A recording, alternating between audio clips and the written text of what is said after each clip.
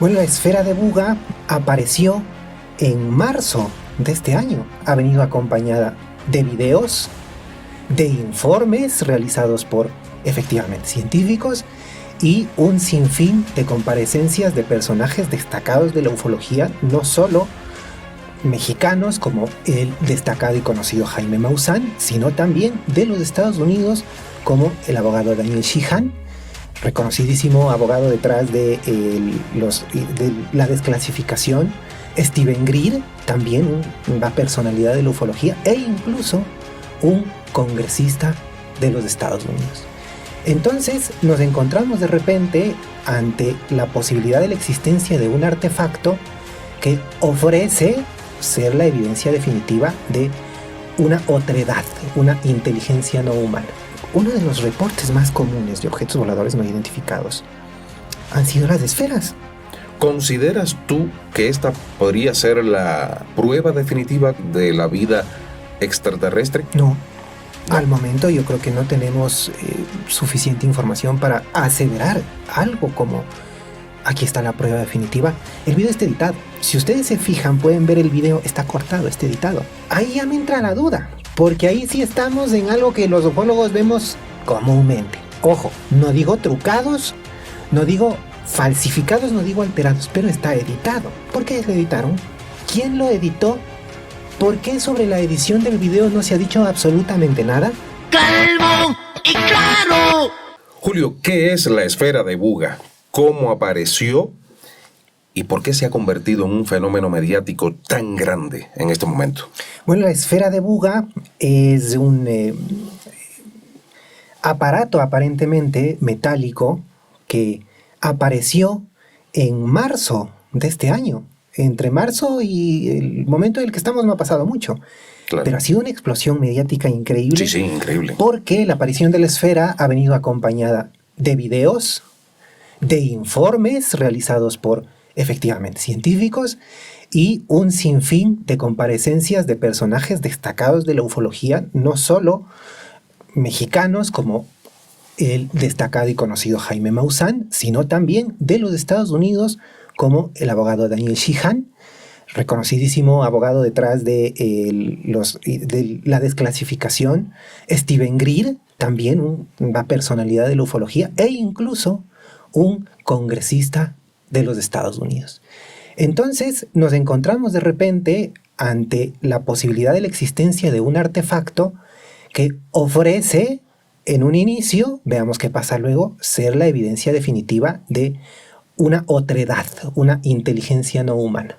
Así que esto ha reventado realmente, como ves, es muy poco tiempo el que ha transcurrido de marzo acá, pero ya existe mucha información al respecto. ¿Y cómo es que inicia todo esto? En el mes de marzo, en la localidad de Buga, es un municipio en el Valle del Cauca, en Colombia, el señor José Arias Restrepo, quien recientemente se identificó como tal, porque hasta hace no mucho guardaba aún el anonimato, ¿no?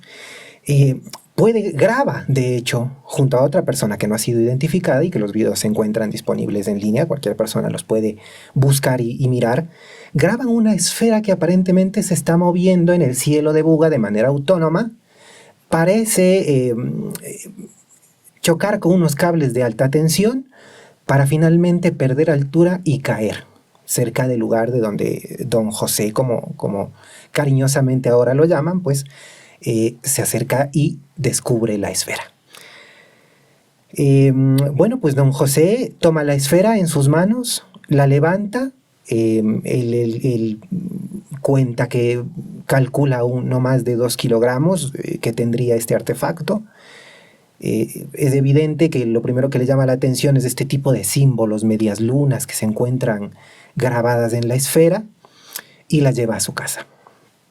Obviamente, pues absorto por lo que tenía en sus manos, él decide entregarla a otra persona que se llama Daniel Vélez, que es conocido como el Potro Vélez, para que él la examine. ¿Pero por qué la va a examinar el señor Vélez? Pues porque él tiene una empresa, trabaja para una empresa que se llama Germany Company, que fabrica dispositivos electromagnéticos para detectar metales. Entonces, el señor José dice, bueno, ¿yo qué voy a hacer con esto? Yo no sé qué es. Incluso algo preocupado porque él acusa que en algún momento, desde que tenía la esfera en su poder, empezó a sentir problemas de salud, dolores de cabeza, mareos. Entonces, preocupado, evidentemente, le dice, oiga, señor, usted que trabaja con estas cosas, con estos dispositivos, pues, mire, haga las pruebas que usted considere deben hacerse para saber qué es, ¿no? Entonces, pues, en esta Germany Company, en sus laboratorios, se realizan las primeras pruebas. Entonces, estas pruebas también existe evidencia de esto, de las pruebas que se realizaron en línea, lo pueden buscar, están ahí. En teoría habrían mostrado que la esfera emite una señal de radio de baja frecuencia. Además que tendría un peso variable, porque a diferencia de lo que en un inicio don José manifestó, que al haber levantado la esfera esta tenía un peso de 2 kilos. Cuando realizan el pesaje en una balanza destinada para ese efecto, en esta empresa, en los laboratorios de esta empresa, la esfera pasaría de pesar 2 kilos a 6 y luego a 10. Entonces lo que este señor que la investigó, señor Vélez, dice es su densidad cambia. Eso influye en su peso, pues y pasó de pesar 2 kilos a pesar 6 y luego 10. Además, pues muestra en estos videos que la expone al fuego y la esfera no se calienta. Que al vertir agua helada sobre esta esfera, pues el agua prácticamente desaparece, aparentemente, no sé si absorbida por la esfera, pero no muestra ninguna reacción ante este tipo de estímulos, ¿no? Y finalmente, pues, evidencia con mayor claridad este conjunto de grabados que se encuentran sobre ella, en el que hay un microchip, un chip ahí, algunos símbolos que la rodean y unas medias lunas bastante artesanales, porque cuando uno ve la esfera, su diseño, porque es una esfera perfecta, debe ser muy bonita, incluso a la vista, lo que se puede ver es realmente algo muy bonito.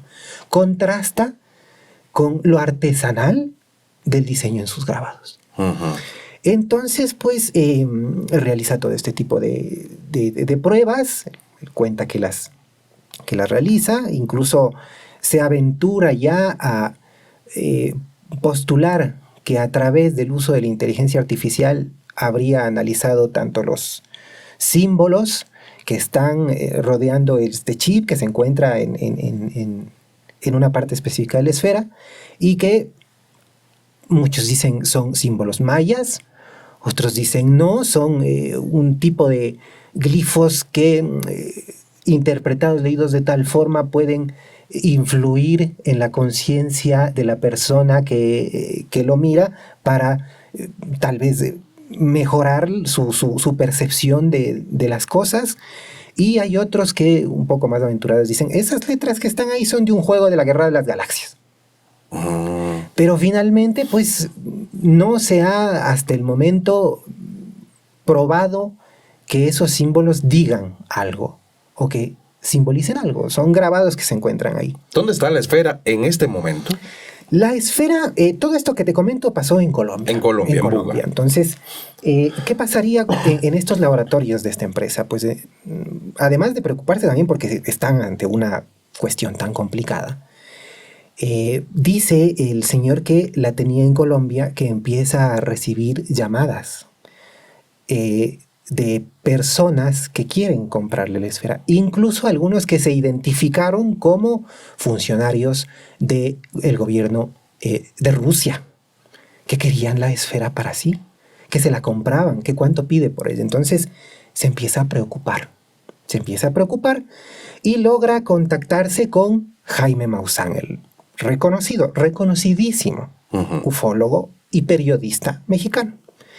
Entonces conversan, le comenta sobre lo ocurrido, sobre lo que ha podido concluir a partir de las de las pruebas que le habría hecho a la esfera, y Maussan se interesa, por supuesto. Claro. Yo creo que realmente, seamos claros, a cualquier ufólogo o cualquier investigador, periodista, incluso si no es ufólogo, si recibe una llamada y le dicen, tengo un objeto volador no identificado que cayó en Buga, lo recuperamos, lo tengo en mi taller, le he echado agua, le he puesto fuego y lo estoy examinando. Y lo grabé. Y lo grabé, y lo grabaron porque fue otra persona. Ujú. Entonces yo creo que cualquiera se interesa, o sea, pensémoslo así. Claro. Es realmente interesante para cualquier persona, entonces... Hasta lo yo que- me subo a un avión y Por voy. favor, entonces eso es lo que hizo Jaime Maussan. Entonces, pues, Jaime Maussan cuenta que él lo primero que hizo es a esta persona decirle, bueno, ¿la está vendiendo? ¿Cuánto quiere por ella? Pero el señor Ben en Colombia dijo, no, yo no la estoy vendiendo. Yo lo que quiero es que la analice alguien que tenga las condiciones para hacerle otras mejores pruebas, porque yo hice lo que pude y tengo estos resultados. Entonces, Jaime Maussan toma un avión, él solo, y va a Colombia. Llega a Buga y toma posesión de la esfera y se la lleva a la Ciudad de México, en donde se encuentra en este momento. Está en México en estos momentos. Está en la Ciudad de México, sí, Ahora, con Jaime Maussan.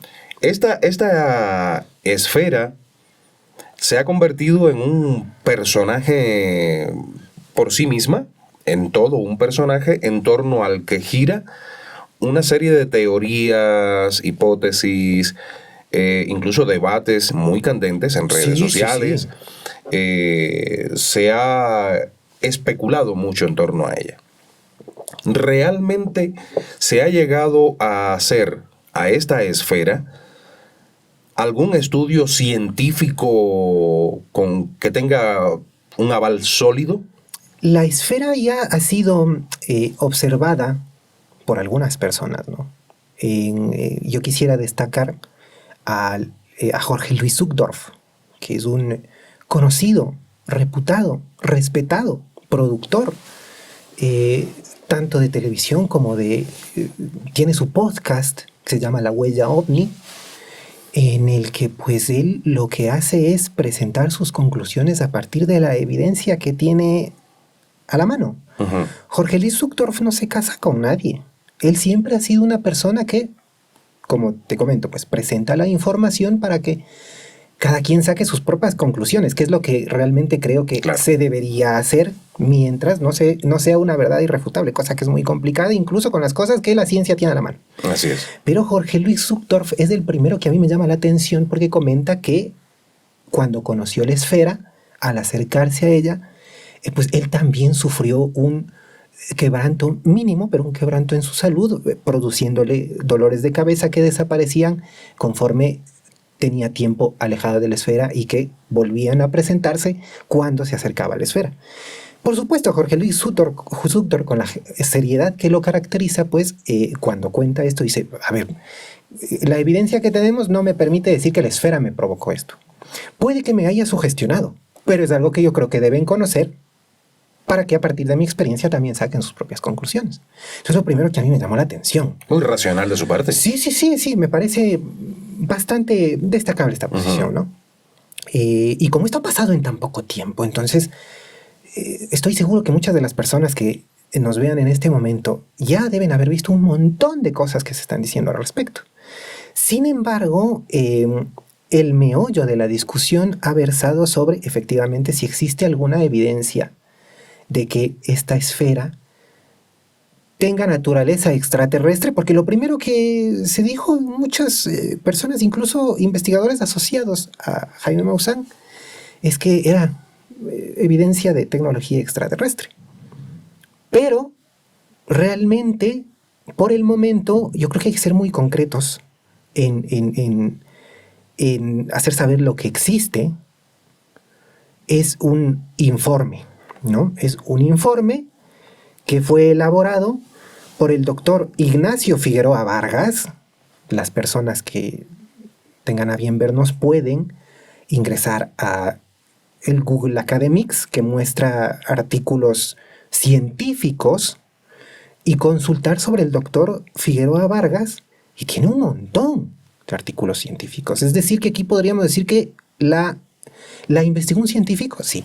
Y ha sido investigada por un científico. Hay que decir que el señor Vargas es profesor de metalurgia en la UNAM de México y es parte del Instituto de Investigación de Materiales.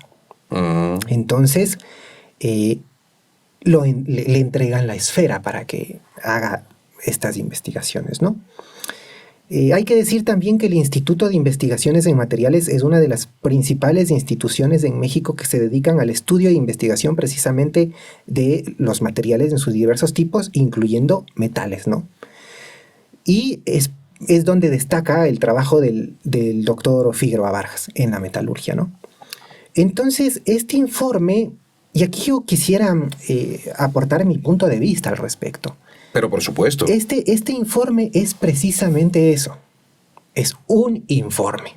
De hecho, voy aquí a leer un pedacito de un disclaimer que tiene el informe, que dice: los resultados indicados en el presente informe son válidos solo para los análisis de las muestras descritas y las condiciones durante los ensayos.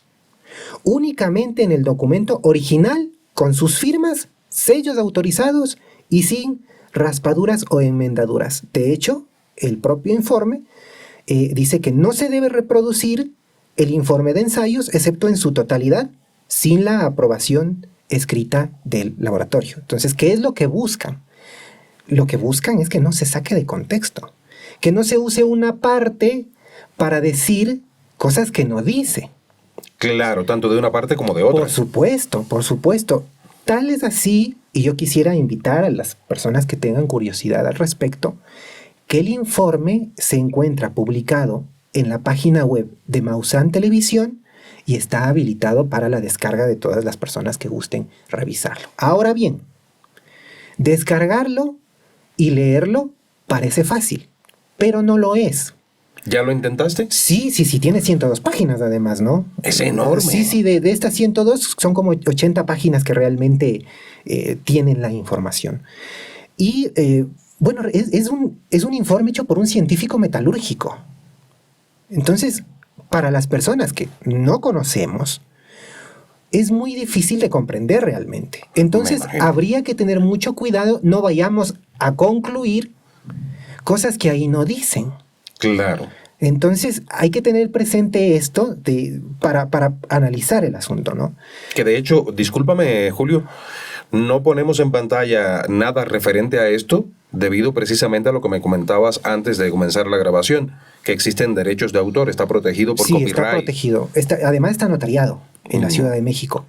Entonces, por supuesto, publicar una parte, porque imaginemos nosotros publicamos una parte y luego otra, es precisamente lo que no permite su autor, sí, debería analizarse en su totalidad. Claro. Sin embargo, como información general, es bueno conocer que analiza cinco cosas en concreto en 5 capítulos del informe. La dureza y el campo magnético del objeto, hace un análisis metalográfico que llama el informe, un análisis químico por fluorescencia, uno de luminiscencia y otro de análisis termogravimétrico. O sea, imagínate que para venir a conversar de esto yo tuve que en mi casa termogravimétrico, o sea, realmente estamos ante ciencia dura. Ahora, aquí sí viene mi opinión, Giovanni. Esto es un informe realizado en un determinado momento con determinados métodos y que han arrojado a criterio de su autor ciertos resultados y ciertas conclusiones. Ahora, ¿el informe por sí solo es de evidencia científica? No. Claro. ¿Por qué? Porque la evidencia científica implica un análisis más profundo. Entonces, como comentaba en un inicio la persona autora de este informe, tiene un montón de artículos científicos, pero estos artículos científicos no son informes. Un informe es un primer acercamiento a lo que estamos viendo, ¿no? Pero, sin duda, este tipo de conclusiones deben ser sometidas a conocimiento de otras personas expertas en la materia que puedan observar lo que hizo. Entonces hay un procedimiento que en este tipo de artículos científicos se llama evaluación de pares e incluso de pares ciegos. ¿En qué consiste esta evaluación de pares? En que yo planteo una hipótesis que trato de probar a través de mi investigación y la pongo a conocimiento de otros pares en la materia. ¿Ya? Es decir, en este caso deberían ser científicos que conozcan de materiales y de metales específicamente. No ufólogos, no abogados, tendrían que ser, no periodistas tampoco, sino tendrían que ser realmente personas que puedan dar fe de lo que ahí se está diciendo y de los métodos que se han utilizado a través de los cuales se han llegado a esas conclusiones. Claro. Entonces, Claro. imaginemos que se da todo este procedimiento y tenemos un artículo científico. Estamos ante algo más. Pero inevitablemente no debería ser uno solo. Deberían haber otros que realicen la misma investigación, que lo hagan de otro modo y que tal vez incluso haciéndolo de otro modo lleguen a las mismas conclusiones. En ese caso sí podríamos hablar de que tenemos evidencia sólida de carácter científico que aún así estaría aún sujeta a escrutinio posterior. Por supuesto, claro que sí. Ahora, ciertamente yo no me atrevo, como siempre digo, yo no soy quien para decir sí o no. Nada de esto. Lo que sí me llama muchísimo la atención es que la esfera de Buga no es el primer objeto de forma esférica con el que se ha tenido contacto, o que ha aparecido, o que se ha encontrado, etcétera, etcétera, etcétera, etcétera. Hay varios registros, de hecho uno en Jacksonville, si mal no recuerdo, en la Florida. Hay algunos en América, en otros sitios de América, pero me atrevo a ir un poco más allá. Y aunque estos fueron encontrados en estudios arqueológicos, en Sudáfrica se han encontrado unas esferas pequeñitas que hasta ahora nadie sabe, porque se han datado por los exámenes que se le han hecho en unos 2.800 años de antigüedad. Claro. Y nadie sabe. Hasta este momento, yo he estado investigando sobre todo esto y nadie puede decir quién las hizo ni para qué las hizo, porque además sus grabados son tan simétricos, tan perfectos, que algunos se aventuran a decir que fueron realizados por alguna civilización avanzada, pero hace 2.800 años o más. Entonces, todo esto llama mucho la atención. Tenemos también otras esferas muy cerquita al alcance de todos, que son las esferas de Costa Rica. Ah, claro. Tenemos esferas allí también. Esta forma esférica aparece en montones de sitios. De una forma u otra, ya estas no son metálicas. Estas esferas de Costa Rica son de piedra. Ahora, remitiéndonos a las metálicas, creo que esta de Jacksonville, la de Estados Unidos, que de hecho en este momento se considera desaparecida del ojo público, también generó una serie de mediatizaciones medio raras en su momento, que cuando nos remitimos allí nos encontramos entonces, donde quiera que buscamos información desaparecida, nos hace pensar. Estas representaciones esféricas, estas formas esféricas, ¿desde cuándo tú conoces que están apareciendo? ¿Cuáles han sido las más, digamos, raras que nos hagan pensar? ¿Y qué basamento pudiese dársele a ello, a esa forma específicamente? Porque si bien antes de comenzar la grabación me dijiste algo muy interesante, antes de los platillos fueron esferas. Aquí debemos tener presente de que en estricto sentido de la palabra, la esfera de Buga es aún un objeto volador no identificado. Claro. ¿No? Objetos voladores no identificados han habido de todas formas, colores, sabores, si gustan, desde hace muchísimo tiempo. Tal es así, Giovanni, que incluso me parece interesante contar el caso de una publicación en el periódico El Constituyente de Chile de 1863, si no estoy mal el año, en la que ya hay relatos de personas que vieron casas que volaban, serpientes que volaban, pero en ese entonces el fenómeno ovni no estaba ni planteado del modo que lo conocemos hoy, y tampoco tenía esta inmediata asociación que siempre hemos comentado contigo, no debería hacerse, de que OVNI es extraterrestre. Claro. Porque no hay ninguna evidencia de aquello. Si bien hay evidencia de que hay un fenómeno no identificado, anómalo, que está presente, parece que desde los albores de la humanidad, pues no hay evidencia de que sea extraterrestre. Es únicamente una hipótesis. Pero en todo este camino, uno de los reportes más comunes de objetos voladores no identificados han sido las esferas. En 1939 ya se tenía conocimiento de lo que muchos llamaron Foo Fighters, que eran esferas de luz que acompañaban a los aviones que volaban en el Pacífico en la Segunda Guerra Mundial. Ajá. Ahí no había quien diga, esto es un ovni. Realmente no. ¿Por qué? Porque básicamente no había pasado ni Roswell, ni lo que vino después, que es lo que ha dado forma a lo que nosotros conocemos hoy como el fenómeno ovni. Digamos, no se había conceptualizado. No se había, yo creo que no se había pensado siquiera, ¿no? Era algo extraño que vieron, que se reportó, que está documentado, pero que nadie se preocupó de ver qué pasaba. Evidentemente estábamos en una guerra mundial, habrían cosas más importantes. Claro. Y si se le dio atención, pues seguramente habría sido para evaluar la posibilidad de que se trate de tecnología del adversario que está siendo utilizada en el campo de batalla para efectivamente pues espiar al contrario, ¿no? Entonces, desde ese entonces ya vemos cómo en el fenómeno OVNI existen esferas de luz. En ese entonces, como tú bien decías, otros objetos no identificados no son luces, son rocas. Y en este caso, esferas metálicas. Tú hiciste mención de lo que en algún momento se conoció como la esfera de Betz. Exacto. En el 74. No recordaba su nombre. Sí, tal como tú lo planteaste, que lleva este nombre por el apellido de la familia que lo encontró. Imaginemos los años 74, se produce un incendio cerca del domicilio de estas personas.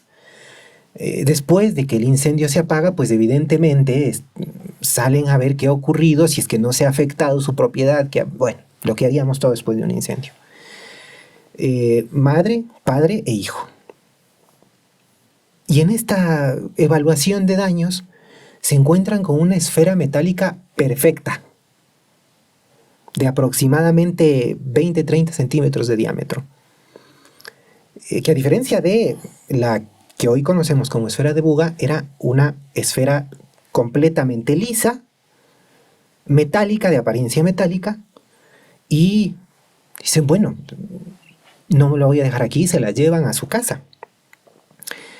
Entonces, ya en casa de los Betz, el menor de los Betz, el hijo de la familia, que estudiaba medicina, se la lleva a su habitación, en donde la esfera, pues, está. Hasta que empieza a mostrar actividades o movimientos o reacciones inusuales frente a ciertos estímulos. Entonces, relatan que el muchacho Betz tocaba la guitarra. Entonces, un día, afinando los acordes mientras tocaba la guitarra, nota que ante la vibración de las cuerdas, la esfera responde también vibrando. Entonces, caray, pero no parece que es una esfera normal. No es un rulimán, es algo más. Empiezan a notar ciertas conductas extrañas. Y digo conductas porque parece que empieza a mostrar cierto tipo de movimientos voluntarios de esfera. Entonces dicen que la esfera la ponían en un determinado lugar, la empujaban, por su forma se movía, pero que regresaba al lugar del que la empujaron. Qué interesante. Entonces, ¿qué ocurre? Asimismo, la esfera mostraba mayor actividad en los días soleados. Entonces presumían que su fuente de energía era la luz solar. Finalmente, pues, absortos ante todo lo que está ocurriendo, incluso asustados, porque cuentan que hubo momentos que en presencia de la esfera se escuchaban cosas que no estaban ahí. Por ejemplo, un piano tocándose en una casa donde no hay un piano. Las puertas se empezaron a abrir y a cerrar. Entonces empieza a pasar cosas que les preocupan y ahí es cuando, asimismo como habría pasado en Buga, dicen, "No, aquí hay algo raro, busquemos a alguien que nos ayude". Y en este transcurso de eventos reciben ayuda no solo de ufólogos, porque allí estuvieron ufólogos, estuvo Joseph Allen Hynek, tuvo intención de investigar la esfera. Joseph Allen Hynek, lo hemos comentado, es uno de los padres de la ufología moderna. Claro. Que trabajó en el proyecto Libro Azul, la investigación oficial de los Estados Unidos sobre el fenómeno OVNI. Quiso investigar la esfera, no pudo hacerlo, sin embargo hubieron otras investigaciones que aplicaron rayos X en la esfera. Y pues los resultados parecen haber mostrado la existencia de otras esferas pequeñas con densidades distintas en su interior. Y posteriormente también fue entregada a las autoridades militares navales cercanas, había una base cercana al lugar en donde se encontraban, para que la analicen. Lastimosamente no hubieron resultados concluyentes. También hubo un informe, por supuesto, que daba cuenta de lo que los rayos X presentaban, pero como comentamos, pues evidencia no era. Realmente es un artefacto muy difícil de comprender, muy difícil de explicar, tanto en su fabricación como en su estructura. Pero este informe no fue más que un informe, ¿no? Y en el transcurso de todo esto, estas personas, más allá del temor que tenían de que la esfera sea algo paranormal, que era lo que estaba mostrando en un inicio, temen perderla, entonces les devuelven la esfera, la guardan y realmente, como bien dijiste tú, pues hasta la fecha no se sabe qué ocurrió. Claro. Ni con la familia, ni con la esfera, porque pasaron al anonimato. O sea, no hubo la explosión mediática ni la intención de mostrar y mostrarse que ahora existe con la esfera de Buga.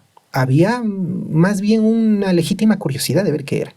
Pero cuando descubrieron que lastimosamente ni las investigaciones que se hicieron, ni las personas que se fueron a investigar la esfera ofrecían las garantías para que se pueda continuar la investigación, dijeron no.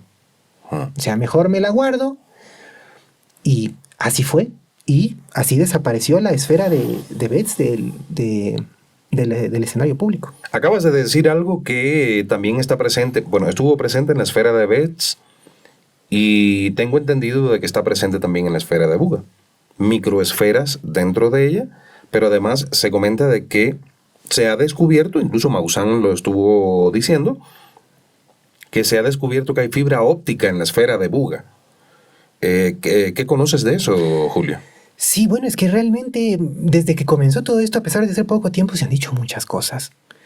En esta empresa Germany Company Laboratorios le habrían hecho unas pruebas a través de rayos X. Rayos X usando los métodos con los que contaba en ese momento, ¿no? Los rayos X que conocemos todos, nada extraño en eso. Y habría efectivamente mostrado que al interior de la esfera, en su núcleo, habían 18 microesferas que conformaban su núcleo y que tenían densidades distintas a la esfera macro, ¿no? Después apareció, a partir de algunos relatos de investigadores cercanos a lo que se está haciendo con la esfera, más bien una estructura interior que mostraba como un jarro dentro de la esfera.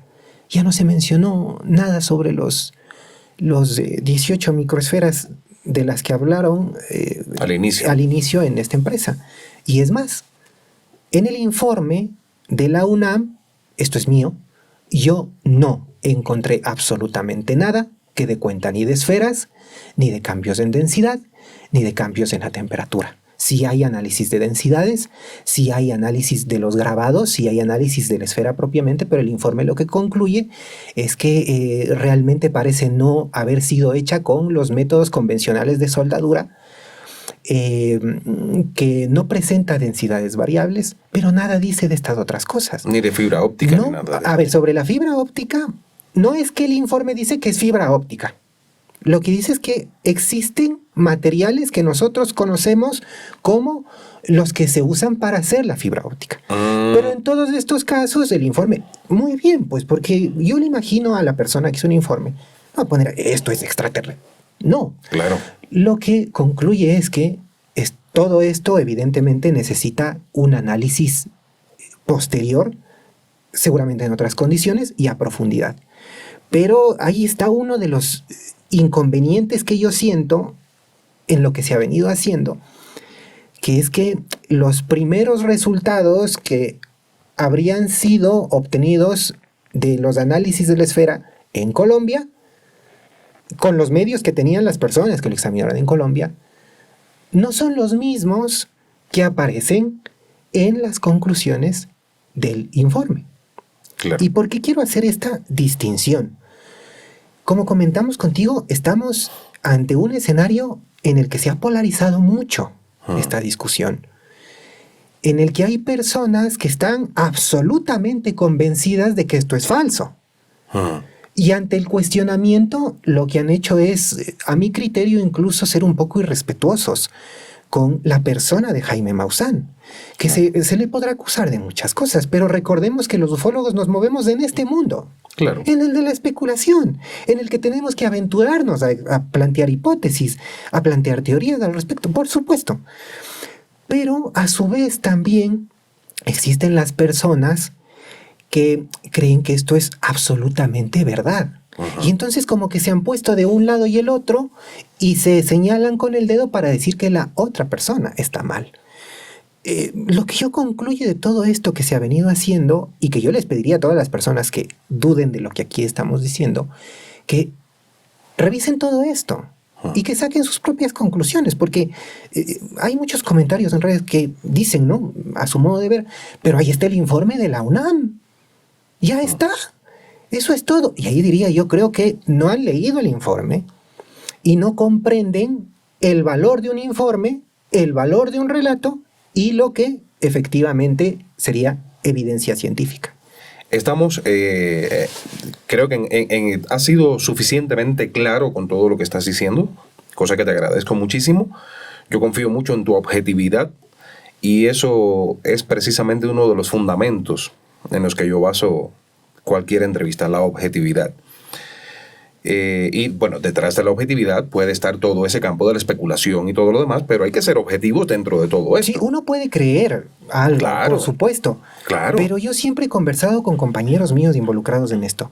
Y siempre pongo como ejemplo el cartel muy conocido que tiene el agente Mulders de los archivos secretos X en su oficina, que... Una serie que me fascina. No, a mí. a todos. Estoy seguro que a Sí. todos los que estamos en esto nos fascina.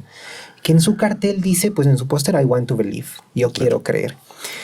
Está bien para la serie, pero yo creo que nosotros, personalmente, yo no quiero creer, yo quiero saber. Sí. Y hay un espacio muy grande entre una cosa Sí. y otra.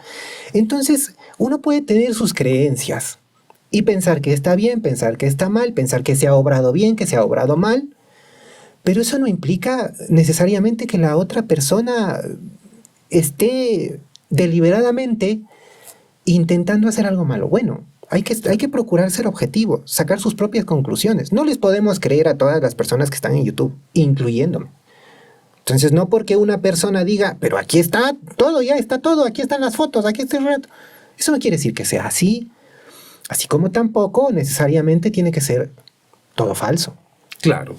Ahora, para saltar a otro tema y la esfera, por supuesto, regresaremos más adelante. Una pregunta sobre la esfera de Buga, ya desde el plano personal. ¿Consideras tú que esta podría ser la prueba definitiva, como se dice tanto en YouTube, en redes sociales, de la vida extraterrestre?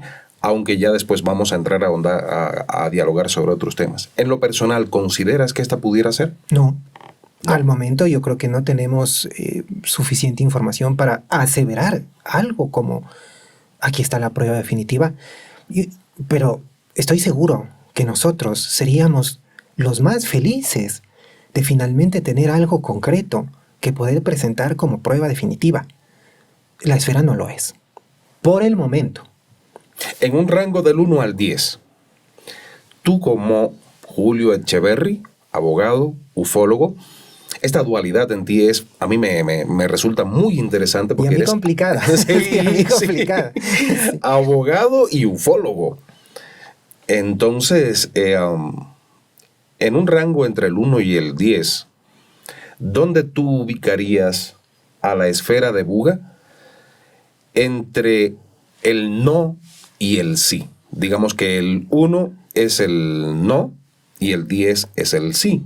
¿Dónde la ubicas en este momento? Recuerdo que estamos grabando este podcast justo el 3 de julio de 2025. Hasta donde se ha investigado en este momento, hasta donde han avanzado los acontecimientos con la esfera de Buga, ¿dónde tú lo ubicarías? Abajo del 5. Debajo del 5. Sí. Más cercana al no que del sí. Sí, sí. Pero yo creo que por respeto a las personas que están realizando las investigaciones, porque, a ver, vamos a ser muy claros, lo que hizo la UNAM a través de este experto es una investigación científica, Claro. de carácter científico, por supuesto. Entonces yo creo que también hay que dejar un poco avanzar las cosas para ver qué ocurre. Lastimosamente, lo que más se ha hecho viral al momento, por ejemplo, es el video que presentan en un principio que habría sido grabado por Don José, que encontró la esfera. El video está editado. ¿Así? Está editado. Entonces, si ustedes se fijan, pueden ver el video, está cortado, está editado. Ahí ya me entra la duda, porque ahí sí estamos en algo que los ufólogos vemos comúnmente.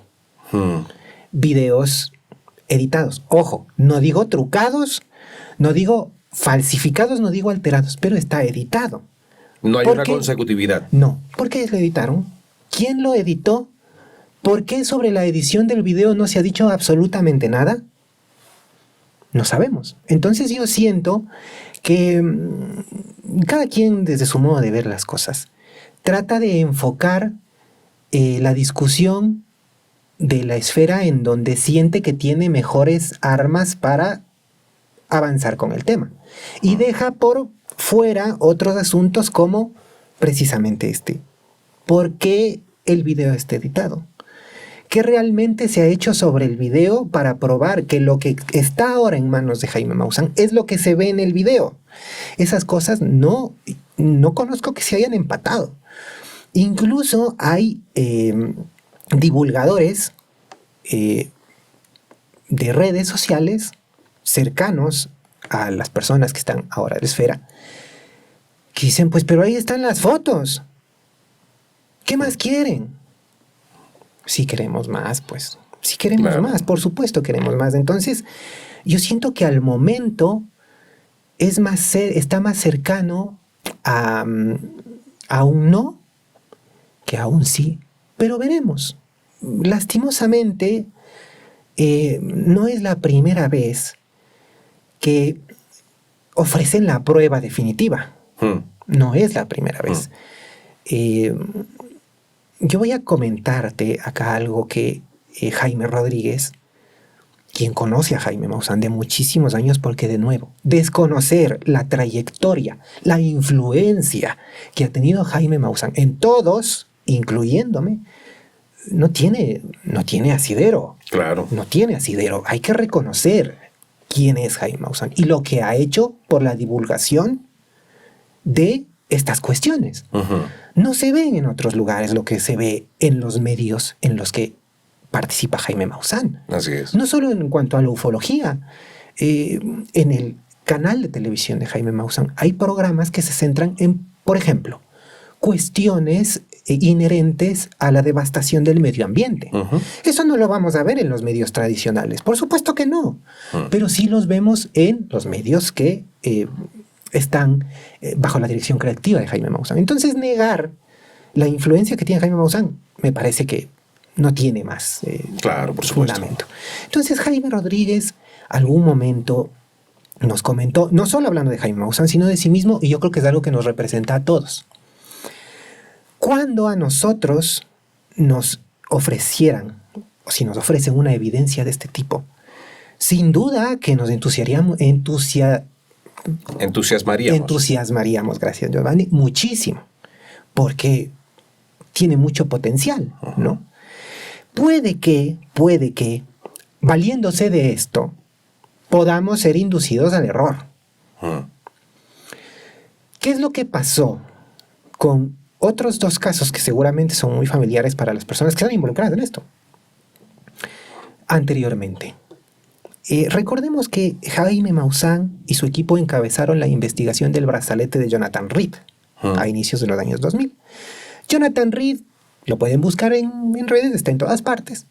Era una persona que comentaba que en una caminata en un bosque se encontró con un extraterrestre. Le metió un palazo en la cabeza, lo noqueó y se lo llevó a su casa. Y en su casa le quitó un brazalete, que se lo quedó. Después del extraterrestre desapareció. Hay videos del extraterrestre, hay videos del supuesto brazalete. Y el brazalete de Jonathan Reed tuvo un tratamiento, guardando las distancias, porque fue hace mucho tiempo, parecido al que estamos viendo ahora con Esfera de Buga. Se lo llevaron incluso de gira al brazalete para que lo vean las personas. Y lastimosamente con el tiempo se desvaneció. Precisamente rodeado de todo este tipo de especulaciones, de posiciones absolutas frente a algo que realmente no muestra una evidencia absoluta. Y se perdió. Incluso hubieron, en el caso de Jonathan Reed, videos clandestinamente grabados a personas del equipo de Jaime Maussan que, a decir de ellos, sabían de la falsedad del brazalete, pero que consideraban que no era conveniente decirlo porque les estaba yendo muy bien económicamente. Y en todo este contexto se perdió el brazalete, no se supo más y no fue la evidencia definitiva. Y un poco más cerca, recordemos que hasta no hace, ya son años, qué bestia, cómo pasa el tiempo, pero hace un par de años teníamos el caso de las supuestas momias tridáctilas de Nazca, que ahora no solo que se han perdido en la especulación, sino que hay demandas de parte y parte sobre qué es lo que cada parte, tanto el gobierno de Perú a través de su Ministerio de Patrimonio como Jaime Maussan por su parte, sienten que han sido afectados sus derechos y se han demandado mutuamente.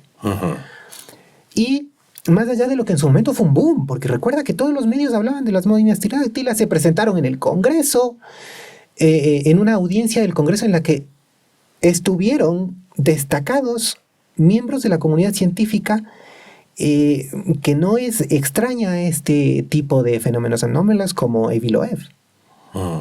Sin que esto quiera decir que con su presencia avaló la veracidad de lo que se dijo en su momento. Pero estuvo. Luego parece que él no supo lo que se iba a decir. Él iba por lo suyo y de repente se encontró con algo más. Pero bueno, miren, lo de las momias, al momento aún está en el terreno de la especulación. ¿Y qué es lo que siempre se presentó como evidencia definitiva? Pues informes.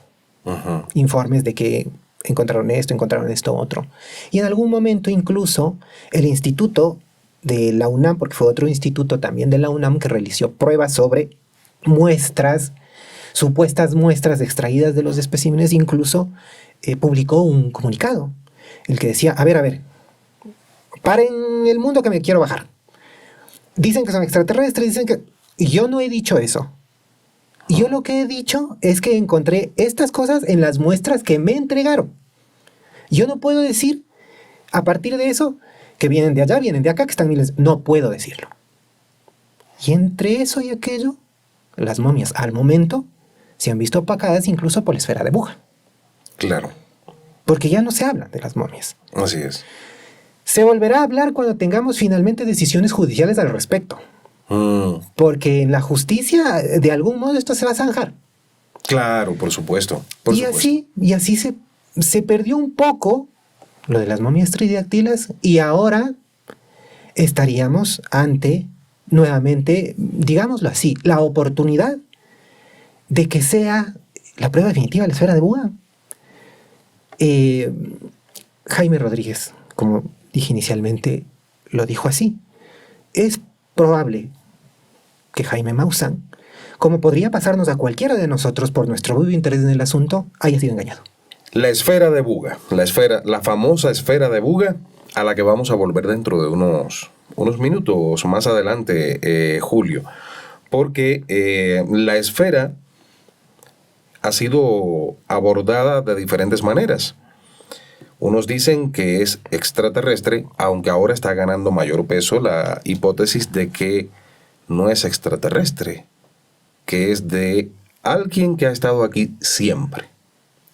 Pero eso lo vamos a abordar más adelante, porque de ser extraterrestre o no, es un ovni.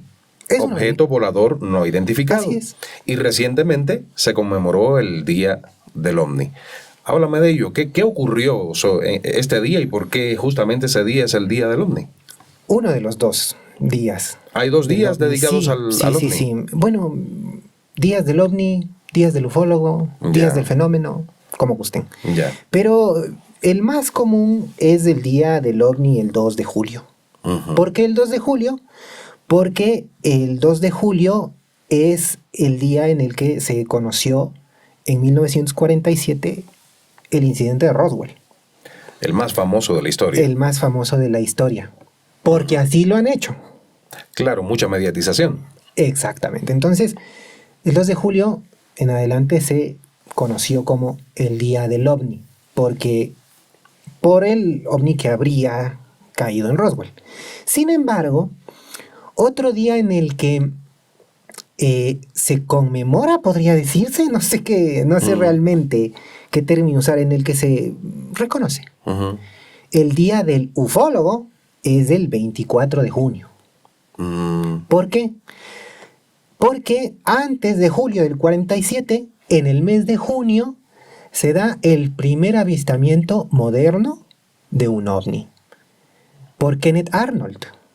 Este aviador que tenía su avioncito, pues, y hacía sus misiones contratadas privadas en su avión, que cerca del Monte Rainier, precisamente en junio del 47, después de un viaje, pues, relata haber visto una serie de, como frisbees, decía él, ¿no? Que volaban aparentando lo que haría una piedra cuando se lanza al agua, dando saltitos. Uh-huh. Entonces él después relata, y yo vi esto.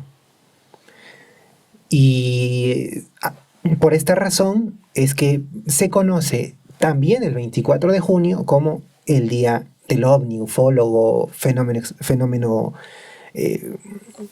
desconocido, uh-huh, anómalo, no identificado. Muchos prefieren, si es que hay que festejar, no sé, a mí nunca me han festejado un día del ufólogo, muchos creen que debe ser el 24 de junio porque realmente hay un fundamento para pensar que ocurrió algo extraño ahí, que fue el relato de Kenneth Arnold. Más no el 4 de julio con la supuesta caída del ovni en Roswell. Sin embargo, pues la americanización del fenómeno ovni ha llevado a que sea muy popular el 4 de julio. El 2 de julio. Perdón, el 2 de julio. El 4 de julio, el 2 de julio, sí. Uh-huh. Bien. No obstante a eso, yo sí te festejo y te felicito. Muchas gracias. Te felicito. Muy gentil, Giovanni. Ahora, este tema de la ufología, de los ovnis, tiene muchas aristas. Tiene un montón de aristas. Y existen muchos encuentros a nivel internacional. Y justamente en Ecuador se ha celebrado recientemente un encuentro o algo así. Por eso porque tú participaste en una de las provincias ecuatorianas, en Cuenca, si mal no recuerdo, ¿no? Sí. En Cuenca. Cuenca. ¿De qué se trató este encuentro, Julio? Bueno, afortunadamente han habido muchas cosas interesantes últimamente aquí en el Ecuador. Y la sede generalmente es la ciudad de Cuenca. Los últimos 2 años, 2025 y 2024, se ha llevado a cabo el simposio Cuenca de cara al cosmos, organizado por Jaime Rodríguez. Uh-huh. Tanto en el 2024 como en el 2025 existieron invitados, ponentes, que presentaron sus experiencias. Destacan, entre ellos, el 2024, el comandante Oscar Santamaría, del que hemos conversado aquí, que le disparó a un ovni y el ovni no se inmutó hasta que tuvo que regresar a la base de La Joya porque se le acababa la gasolina del avión. Estuvo el destacadísimo Alberto Ávila Machuca, que es el protagonista de lo que conocemos hoy como el caso Diplomacia Extraterrestre en el Ecuador. Eso ocurrió ahora en el 2025. El 2024 estuvo presente el señor Alberto Ávila Machuca vía online. Ya. Porque si bien había sido planificado que esté presencialmente y nos acompañe, un quebranto en su salud le impidió viajar. Y a pesar de eso, pues Alberto Ávila Machuca se conectó en línea y ya nos comentó sobre su experiencia y permitió que se le realicen algunas preguntas al respecto. Sin embargo, pues se quedó ese pendiente y pasado mes de junio, finalmente en la edición 2025 del simposio, estuvo presente el señor Alberto Ávila Machuca, a quien tuve el honor de conocer. Realmente, cuando uno lee en un libro o mira en la televisión o en las redes algún relato o caso de un abducido, contactado, como gusten, es muy distinto a conocer a esa persona, a poder sentir qué es lo que muestra cuando cuenta su experiencia. Y también poder preguntarle cosas específicas para complementar lo que uno ya conoce. Entonces, gracias a estos simposios que organizó Jaime Rodríguez, tuve el gusto de conocer a ambas personas y también a una contactada de origen canadiense que se llama Annick Bugniak, que tengo su libro aquí. Luego los podemos mostrar en el segmento los libros que siempre los traigo acá para que... Estupendo. Sí, porque como siempre digo, no nos crean. Tampoco digan que no es cierto. Saquen sus Investíguenlo, conclusiones. como bien diría Jaime Rodríguez. Entonces, ahí tengo unos libritos que luego los podemos recomendar. También estuvo presente, como digo, la autora de este libro. Contó su experiencia. Tuvo la gentileza de responder todas las preguntas que le hicimos y bueno, estos 2 años han sido una experiencia magnífica. A los que nos interesa el asunto nos ha encantado poder participar y bueno, esperamos que pronto sea la siguiente edición en el año 2026. Magnífico. A mí me encantaría participar al menos para cubrir, para poder... Sí. Como cobertura mediática, claro. Sería estupendo. Ahora, hay algo que me resulta muy interesante en todo esto. Y recuerdo que estando en Cuenca, tuviste la gentileza de enviarme tu foto con Machuca. Por supuesto. Sí, y estaba tan feliz. Algo que te agradezco muchísimo. No, sí, por supuesto. Sí. Tú sabes que yo te cuento entre mis amigos. Entonces, Gracias, hermano. en mi felicidad, pues estoy con Alberto Ávila Sí, Machuca. sí. Entonces, sí, pues te envié la fotografía, sí. Y muchas personas deben estarse preguntando, pero ¿quién es Alberto Ávila Machuca? Hay que ponerles en contexto que él fungía como diplomático en la Embajada de Ecuador en Perú, en el famoso, muy mediático también momento, especialmente en YouTube, se encuentra mucha información sobre esto, del encuentro con el famoso comandante Banjú, un extraterrestre que visitó la embajada de Ecuador justo en medio del conflicto Ecuador-Perú. Y al respecto, para que, bueno, ustedes pueden incluso buscar dentro de las entrevistas, dentro de los podcasts de Calvo y Claro, hay uno en el que Julio hace referencia a exactamente cómo ocurrió este hecho, para no redundar en lo mismo, ¿no? Ahora, en 2025, Alberto Ávila Machuca mantiene su posición de que eso ocurrió realmente. Absolutamente. ¿Qué posición mantiene él en estos Sin momentos? cambiar un pelo a una señal de lo que ha venido diciendo los últimos varias décadas. Pues claro, esto pasó en 1969. Claro. Entonces, desde que en los 90, porque es en los 90 cuando, a raíz de una conocida de Jaime Rodríguez, él se entera de esta experiencia que tuvo el señor Alberto Ávila Machuca. Porque con esta señora, que se me va el nombre en este instante, compartían una célula cristiana en la que confraternizaban. Entonces Alberto Ávila Machuca le comenta a esta persona de su experiencia y ella se lo hace saber a Jaime Rodríguez. Y pues empieza todo lo que sería el trabajo de investigación que realizó Jaime, en el que se puede pues evidenciar cómo el discurso del señor Alberto Ávila Machuca se ha mantenido a pesar de los años y cómo cambió su forma de ser y de ver el mundo. Porque en todas las entrevistas que pueden encontrarlas en internet, pues el primero que dices, bueno, yo antes de que ocurra esto, yo no creía en nada de estas cosas. Dice, incluso yo pensaba, como les pasará a muchas personas que nos están viendo, yo pensaba que los que hablaban de ovnis, de extraterrestres, eran personas de poca cultura, ignorantes, creyendo en esas cosas. Eso lo dice Alberto Ávila Machuca, hasta que le pasó. Y a partir de lo que ocurrió, pues cambió su forma de ver todo esto. Él estuvo perdido mucho tiempo, ¿no? Porque no es una persona que, a diferencia de otras personas que dicen haber sido contactadas, escribieron libros, se pusieron su canal de YouTube, se pusieron sus iglesias. No olvidemos de esto, ¿no? Claro. Hay contactados que Sí. no, pues les ha ido muy bien. Pero en este caso, Alberto Ávila se perdió mucho tiempo, incluso después de haberse sabido su historia. Y esta anécdota voy a contarla aquí porque nos la contó precisamente Jaime Rodríguez.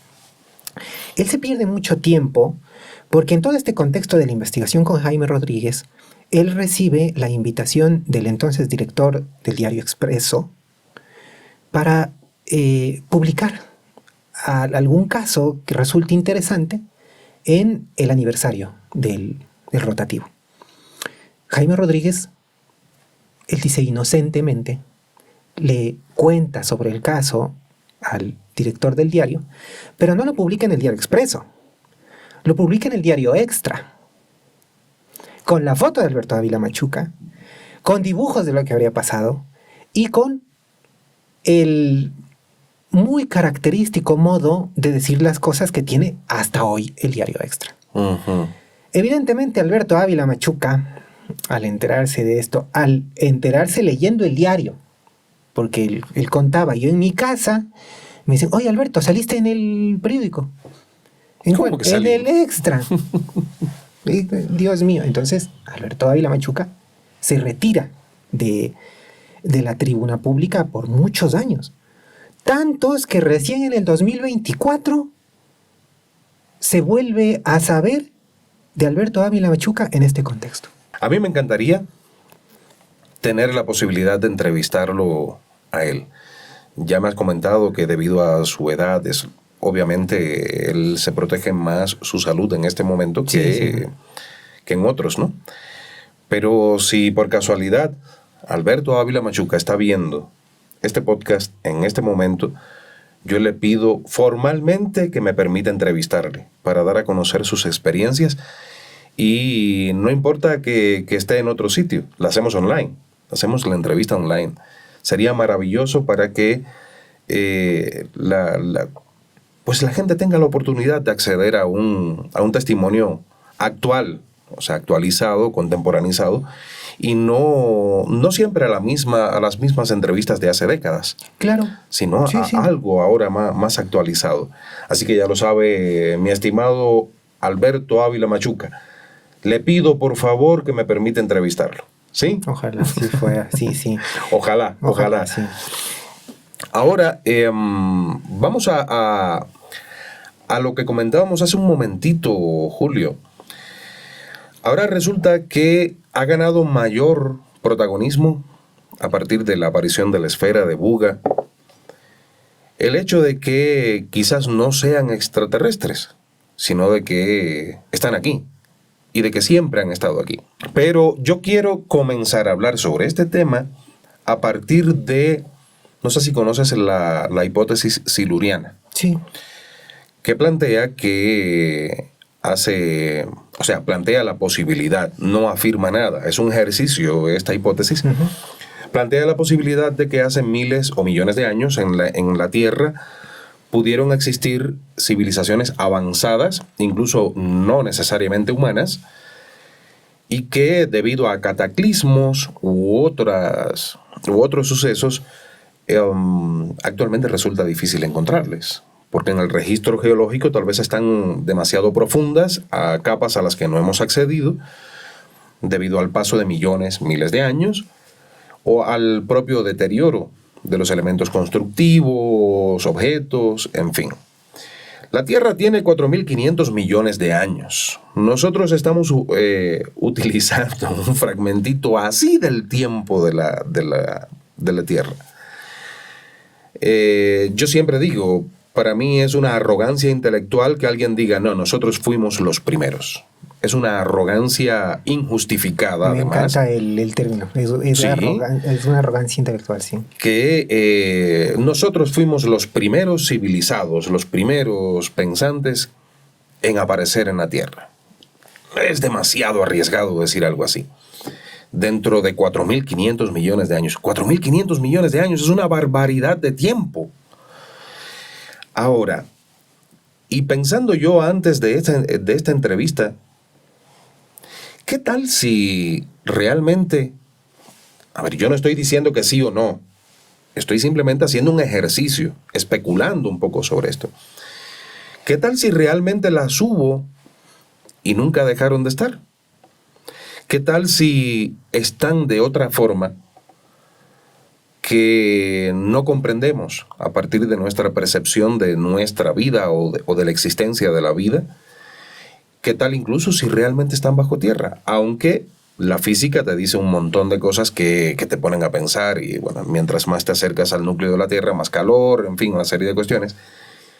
¿O qué tal incluso si se fueron debido a un cataclismo y no son extraterrestres los que están llegando o los que se están viendo o a quienes han contactado, sino esos que llegaron antes y ahora se están encontrando a su regreso, su casa ocupada? Esto es como para volverse locos, ¿no? Sí, sí. Es como para analizarle. A partir de esa perspectiva, ¿qué opinas tú de esta o de este protagonismo que ha tomado el hecho de que siempre han estado aquí, que no son extraterrestres, son terrestres? Sí, bueno, yo quisiera hacer un paréntesis aquí, si me permites, para de paso comentar otra esfera que se encontró. Pero claro. Sí, hace algunos años, será unos 20 años, que se conoció como el caso de la esfera de Marlin, a propósito de la persona que lo habría encontrado, que es Jim Marlin, es un productor, promotor musical en los Estados Unidos. Él sí, siempre desde un inicio lo que relató es que esta esfera la encontró después de que un ovni arrojó varias cerca a su propiedad. Y estas esferas se movieron tan rápido que se perdieron, con excepción de la que logró atrapar y retener. Entonces, esta persona sí decía que es extraterrestre porque partía de la premisa de que, de nuevo, el ovni es extraterrestre, pero sin duda, pues él decía, no, esto es extraterrestre. Esta esfera creo que aún está siendo investigada por el doctor Gary Nolan, que para los que estamos un poco inmiscuidos en la ufología sabemos que el doctor Gary Nolan es uno de los científicos más destacados que por el momento se encuentran investigando el fenómeno. Y bueno, esa es la historia de la esfera de Marlin que me pareció oportuno presentar para mostrar cómo a veces el modo de contar la historia o el modo de estructurar el discurso puede afectar incluso la credibilidad de lo que se quiere plantear. Porque en el caso particular de la esfera de Buga, en un inicio habían muchos personas cercanas, que son generalmente las que vemos hablar con mucha solvencia de lo que está ocurriendo, cercanas a Jaime Maussan, que decían, no, pues esto es extraterrestre. No puede ser terrestre, es extraterrestre. Como van pasando todo lo que hemos comentado, incluyendo lo que mencionábamos sobre estos dibujos en la esfera, que de repente están como siguiendo la línea que deben seguir y se van, como que alguien le metió un codazo en el brazo al extraterrestre que estaba dibujando y le dañó, y le hizo salirse de la línea, ¿no? Entonces, ahí como ya estamos ante un problema de que no podemos aseverar que es extraterrestre. Siento que se ha tenido que modular un poco el discurso. Y lo que se comienza a mencionar es que no sería extraterrestre, sino que la esfera tendría una naturaleza distinta a lo que nosotros conocemos como ser humano hoy, porque pertenecería a una civilización anterior que tal vez haya dejado vestigios de su existencia en estos artefactos. Digamos algo similar a lo que pasaría si nosotros desaparecemos, pasan 1000 años, una nueva forma de Homo sapiens racional toma el control del planeta y le cae un satélite. O sea, depende de dónde caiga, ese humano en el futuro dirá, aquí está la prueba definitiva, es del cuadrado de Quito. Claro. Y aquí está. Entonces, es lo que, haciendo un símil, nos plantean podría ser en el caso de que lleguemos a la conclusión de que la esfera efectivamente tiene esta naturaleza extraordinaria que argumentan tendría, pues ya no sería extraterrestre, sino sería tecnología de una civilización perdida. Como verás, se ha modulado un poco el discurso y esto también se ha visto, podría decirse ratificado a partir de una conferencia de prensa que hubo hace un par de semanas, puede ser, en la que se presentó oficialmente a la prensa la esfera de Buga. Se presentaron las personas que lo encontraron primero, la persona que lo examinó primero en su laboratorio, y como te comentaba, pues estuvieron algunos personajes conocidos de la ufología, como el abogado Sheehan, el congresista Burleson de los Estados Unidos y Steven Greer. Steven Greer, y de hecho todos, en sus declaraciones en esta rueda de prensa, fueron muy cautos en lo que dijeron, ¿no? Ellos dijeron, no, esto es increíble, o sea, lo que comentaba, ¿no? Debe realmente ver la esfera. No sé si ha influido un poco por todo lo que se ha dicho, pero uno debe quedar absorto. A mí me encantaría conocerla. Claro. ¿Quién no? Claro. Y estas personas decían, no, o sea, realmente estamos ante algo muy interesante, muy particular, algo que no hemos visto, que debe ser sometido a una investigación más rigurosa a fin de arrojar los mejores resultados. Estas personas, evidentemente desconfiadas de lo que podían hacer las organizaciones gubernamentales, decían, no, esto no se puede entregar al gobierno. Sin embargo, ya se acercaban un poco a este postulado de que tal vez no sea algo extraterrestre en estricto sentido de la palabra, sino ahí el doctor Steven Greer incluso en su análisis decía, no, pues todas estas terminaciones que parecen tener el mismo material que la fibra óptica, más bien darían cuenta de que esto es de naturaleza interdimensional.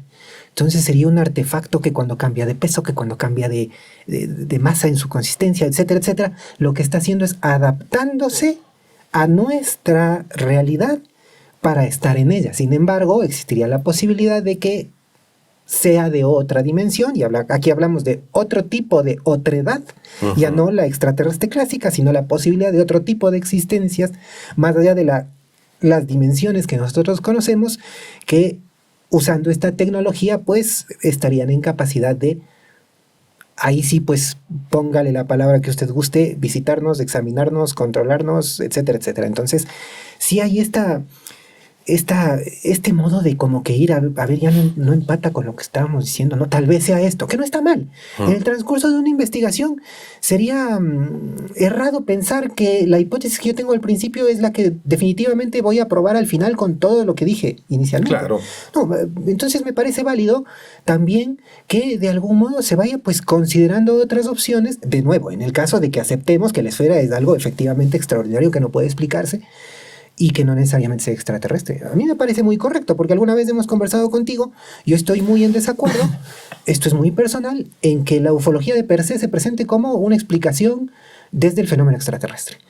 ¿no? Hay muchos ufólogos que toda su vida se han dedicado a esto y que en algún punto incluso llegan a contradecirse porque ante cualquier prueba de algo extraordinario que tenemos, pero que no podemos probar que es extraterrestre porque no hay evidencia de que haya vida en otros planetas, insisten en que debe ser extraterrestre porque no hay otra explicación, ¿no? A mí me parece plausible que se estén explorando otras posibilidades.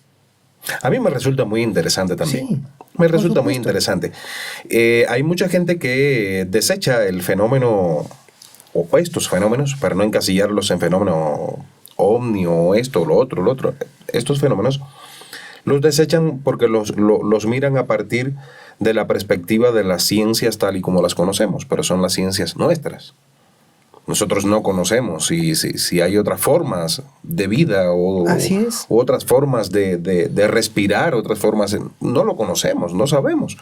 Decimos que no es posible, o sea, no decimos. Hay quienes dicen no es posible porque lo hacen simplemente sustentándose en lo que nosotros conocemos O en lo que nos dicen. o en lo que nos dicen. Porque nuestra ciencia tiene un modo muy antropocéntrico de procesar la información. Pero claro, Entonces, esa es la premisa fundamental. Entonces, para una persona antropocéntrica, en estricto sentido de la palabra, es imposible pensar que hayan otras inteligencias que no sean las humanas. Pues claro. imaginemos cuántos años de lucha tomaron que a los animales no humanos, me refiero a las otras especies animales que conviven con nosotros, se les reconozca su capacidad de sentir, por ejemplo. Claro. Entonces, hace muchos años pensaba, los animales no sienten, hagamos lo que nos dé la gana porque no sienten. Entonces, romper eso no se ha podido incluso hasta hoy. Imaginemos que estamos hablando de algo que nosotros tenemos a la mano.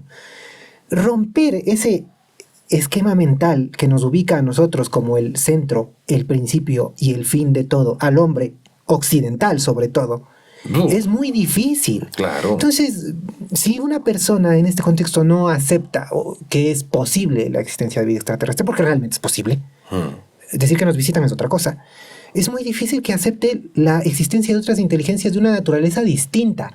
Porque cuando hablamos de extraterrestres es muy claro que estamos hablando de otros seres que aparecieron en otro planeta, pero que por más diferentes que parezcan, tienen un génesis común. Es decir, aparecieron, evolucionaron a tal punto en el que viajan y nos visitan. Bueno, Claro. pero pensar en otro tipo de inteligencias no humanas que se muevan en otros ámbitos de la realidad, en dimensiones que la física está empezando a tratar de probar, que estén habitadas, pues es realmente muy difícil. Incluso para nosotros que estamos inmiscuidos en esto, volviendo un poco a la lógica que comentábamos un inicio del informe que está preparado por una persona que ha estudiado materiales y metales en particular, para nosotros es un poco difícil de comprender. Imaginemos lo difícil que puede resultar entender cómo la física está explicando la posibilidad de estos otros espacios de existencia. Qué difícil es pensar que ahí hayan otras personas, que ahí hayan otras formas, ¿no? Es realmente muy difícil. Entonces, romper ese pensamiento antropocéntrico occidental de que todo gira alrededor nuestro es muy complicado. El reconocimiento de lo diferente es muy complicado para el ser Muy humano. complicado. Ocurre incluso en el reconocimiento. Tenemos nuestra historia. El Uy. reconocimiento de las diferencias Que es étnicas. terrible nuestra historia, pues en ese Claro. sentido. Si hemos sido capaces de ser hasta repulsivos por comportamientos de reconocimiento a otras etnias Por supuesto. en nuestra historia. Imagínate, reconocer. Recordemos que en algún momento se discutió si los indios Sí. en el Nuevo Mundo tenían alma, si eran seres humanos. Es horrible. Y en ese entonces, si es que habría habido un espacio como el que tenemos, habrían habido personas discutiendo, ¿tienen o no tienen alma? Si tienen o no tienen. Claro. Todo lo que ha pasado y a donde estamos hoy, sí realmente nos muestra que lastimosamente no hemos aprendido nada. No creo. Ojalá aprendamos a tiempo. Ojalá. Ojalá aprendamos a tiempo. Ahora bien, Julio, y esta pregunta la hemos abordado en otras entrevistas desde otro ángulo. En los últimos tiempos ha habido una recurrencia Recordemos que en Estados Unidos se desclasifican una serie de documentos, en fin. De hecho, hay un senador actualmente o un congresista, no sé, en estos momentos, que quiere que se sigan desclasificando documentos. Algunos. Sí, Sí. quiere que se sigan desclasificando documentos. Ha habido una recurrencia mayor de avistamientos, en fin, testimonios sobre todos estos fenómenos.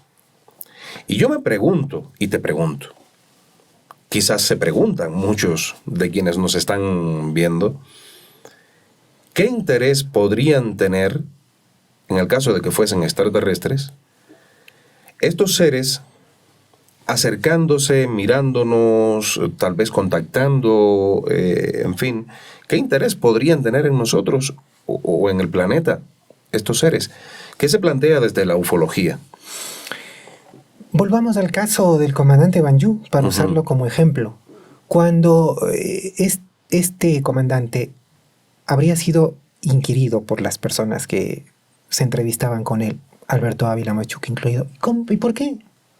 ¿Por qué vienen acá, nos dicen lo que nos dicen, nos muestran lo que nos muestran, a quienes a quienes dicen que así ha sido, y se van? ¿Por qué?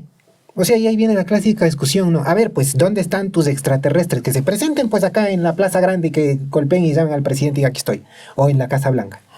Entonces, Banju les había respondido, a ver, nosotros estamos como 1000 años por delante.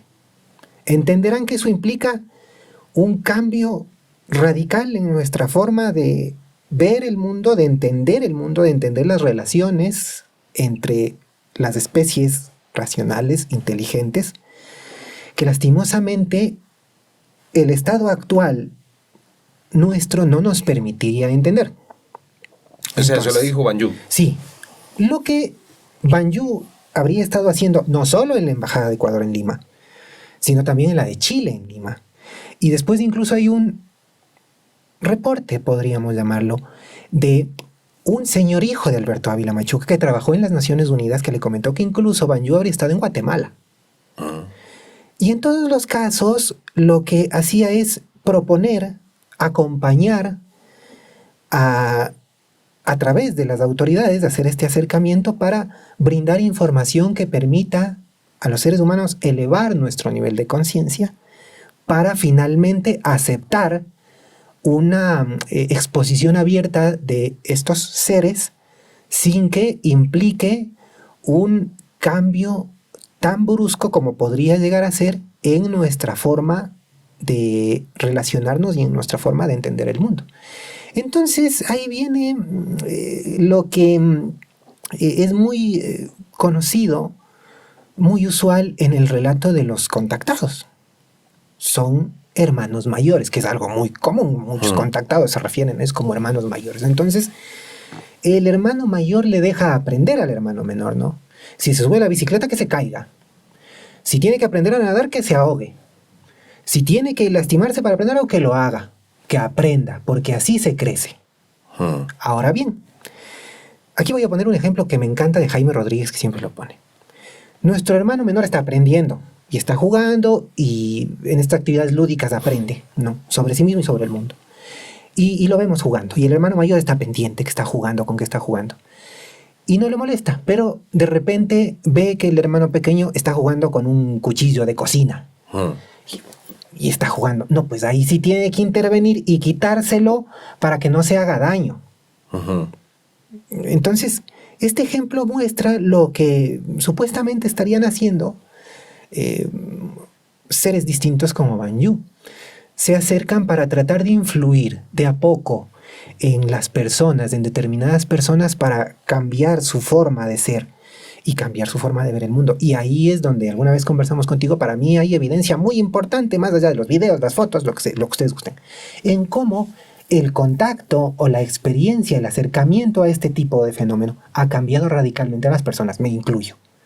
Esas cosas realmente son inexplicables y para mí constituyen evidencia porque una persona no cambia de un día para el otro. Sin embargo, hay muchos casos de personas que cambiaron de un día para el otro porque se acercaron al fenómeno o el fenómeno se acercó a ellos. Pero Claro, esto evidentemente supone el problema de por qué lo hacen a personas tan específicas. ¿Por qué no lo hacen tal vez en personas que realmente puedan influir en el devenir de la sociedad como la conocemos? Y bueno, pues ahí alguna vez se comentó en algún foro, que imaginemos que estas inteligencias tienen la capacidad de moverse en el tiempo como nosotros nos movemos en el espacio.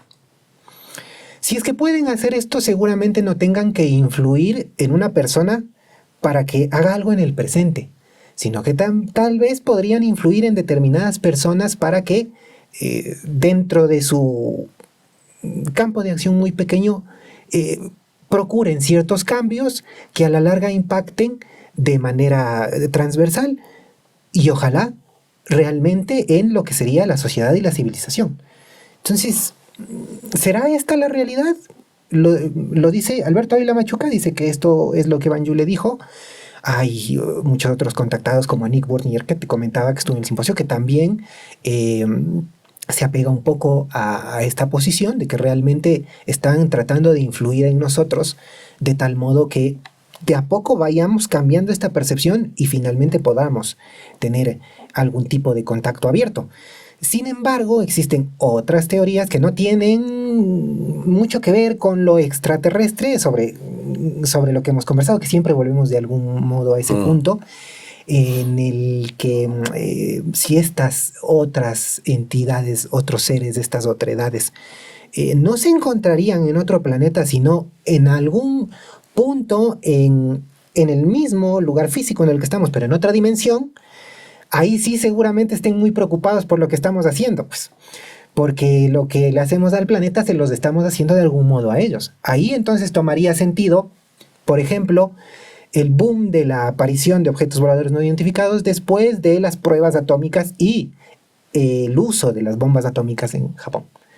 Claro. Ahí sí, pues claro, oigan, suave nomás, pero claro, ¿qué están haciendo? O sea, nos están dañando a nosotros también. Entonces eso es otro enfoque de verlo. Entonces, o son hermanos mayores que están preocupados por sus hermanos menores, por cómo están creciendo, no vayan a crecer mal y se hagan daño, o son otredades que conviven con nosotros desde tiempos inmemoriales, muy cautos por conocer nuestra naturaleza violenta y prefieren solo intervenir para protegerse a sí mismos. ¿Qué será realmente? Tenemos la certeza de que hay algo más. Y eso diría que es algo personal, pero yo creo que realmente a estas alturas negar que existe algo más es volver al pensamiento antropocéntrico de que no existe nada más que yo y aquí. Entonces, ahí vienen las conclusiones de las que puede llegar cada persona a partir de la información a la que accede, o del modo en el que se interesa, ¿no? Claro. Desde el mundo de la ufología, Julio, ¿cómo se observa esta hipótesis de la existencia de los reptilianos en la Tierra? Súper complejo, porque realmente resulta muy difícil de comprender, ¿no? Sobre todo porque yo creo que el primer acercamiento que ha tenido la opinión pública a la existencia de los reptilianos ha sido a través de la ciencia ficción. Hay series icónicas como V5, estaría en el que efectivamente eran reptilianos que llegaban a la Tierra disfrazados de humanos y que se hacían pasar por amigos, pero no eran tan amigos, sino que venían a comernos. Entonces, esto sumado a yo creo que el autor más reconocido por esta teoría es David Icke, que pues menciona que estas inteligencias extraterrestres o intraterrestres, porque también hay quienes dicen no, viven, responderían a este tipo de características que nosotros asumiríamos como un reptil, es decir, antropomorfizado, por supuesto, pero un reptil. Realmente es complicado de pensar porque estaría explicando todo, ¿no? Entonces alguien que dice, no, pues los extraterrestres son reptilianos y explicó todo. Claro. O, en su defecto, si es que lo que dicen, no, pues es una es una especie evolucionada anterior al homínido que somos nosotros, Homo sapiens sapiens hoy, que se desarrolló en otra época muy atrás, en la prehistoria incluso, que tuvo cierta influencia en el mundo y que, pues dadas las condiciones climáticas o, no sé, incluso la aparición del propio Homo sapiens sapiens, pues habría llevado a que se escondan o desaparezcan. Y no solo en el caso de los reptilianos, pues hay también la descripción de estas otras entidades con características antropomorfizadas, pero insectoides. Entonces es muy común que los extraterrestres o estas otredades, a decir de sus teóricos, sean o seres humanos altos, rubios, como Banju, los nórdicos que usualmente conocemos, o reptilianos, o insectoides, o grises. Entonces es una forma muy particular de presentar estas otras entidades, pero realmente más allá de la conspiración que generalmente los rodea, porque si hay una teoría que dentro de las conspirativas, yo creo que es la más conspirativa, es este gobierno de las sombras reptiliano que ahora, de nuevo, si es muy difícil de por sí probar la existencia de un fenómeno del que no conocemos su naturaleza, me parece muy aventurado decir que no solo que ese fenómeno existe, sino que además tiene una explicación a partir de la existencia de reptilianos.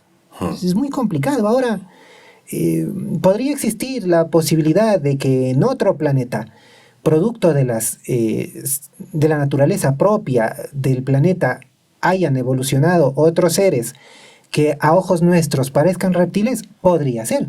Claro. Que estén aquí. No lo sé. Hay una asesora de George Bush que hace un par de meses, en una entrevista, en una revista me parece, no solo dijo que hay reptilianos que gobiernan el mundo desde las sombras, sino que son demonios. Entonces, ¿cómo interpretamos que sean demonios? Claro. Es muy, muy, muy complicado, ¿no? Y yo creo que precisamente hayan habido muchas interpretaciones de lo que no entendemos. Claro. Los reptilianos en su momento, bueno, han habido apariciones que nosotros les decimos apariciones marianas y que ahora damos por sentado que era la Virgen, y que cuando vamos al relato original, este ser nunca les dijo que era la Virgen, ni estaba vestida como la Virgen, pero que por el momento en el que se dieron, la explicación que se dio fue que era la Virgen. Entonces puede que en este mismo contexto, pues en algún punto, recordemos que nuestro cerebro trata de entender lo que ve de algún modo. Y lo asocia y siempre. Lo asocia, o sea, es evidente. Entonces, tal vez viendo lo que no entendemos, nosotros podemos llegar a pensar, no, es de esto. No, es de esto otro. Y no necesariamente sea así. Yo sí siento que hablar de extraterrestres reptilianos que gobiernan el mundo, delicado. Hay que comentarlo como una de las cosas que se dicen, pero de ahí a pensar que efectivamente sea así es muy difícil, es muy, muy difícil, incluso para las personas que estamos en todo esto y que somos muy abiertas. Pensar que sea algo así es muy complicado. Realmente. Complicadísimo. Sí, sí.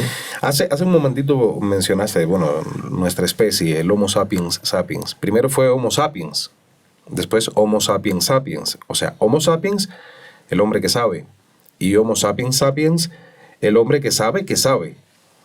Pero parece que no sabemos. No le hemos hecho honor al nombre, ¿no? Yo creo que no. En absoluto. Para ir redondeando y terminando, Julio, agradeciéndote desde ya, tu voluntad de siempre para estar. Mí es un gusto. Para mí es un gusto. No, el gusto es mío nada más. Yo soy egoísta en eso. No, a mí que no me gusta hablar de estas cosas. Pues, sí, no te gusta, me gusta para en nada. Absoluto, entonces, para nada. No.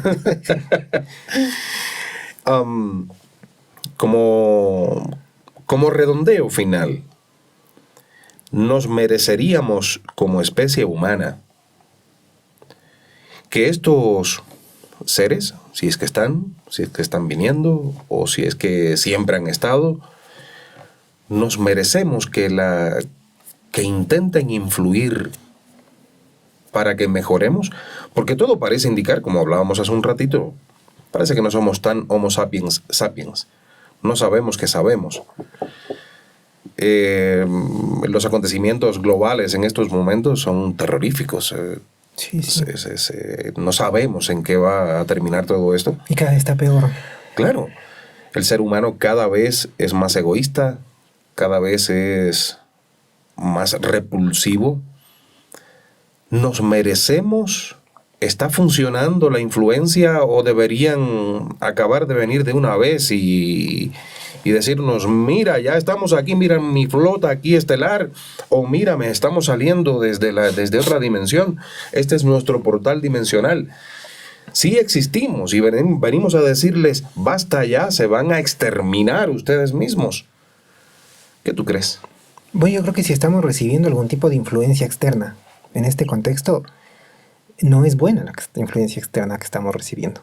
Y eso me hace pensar que tal vez si alguien nos está influenciando, no es para el bien. Por supuesto, porque si hay de los unos, debe haber de los Exactamente. otros. Eso es algo lógico, ¿no? Uh-huh.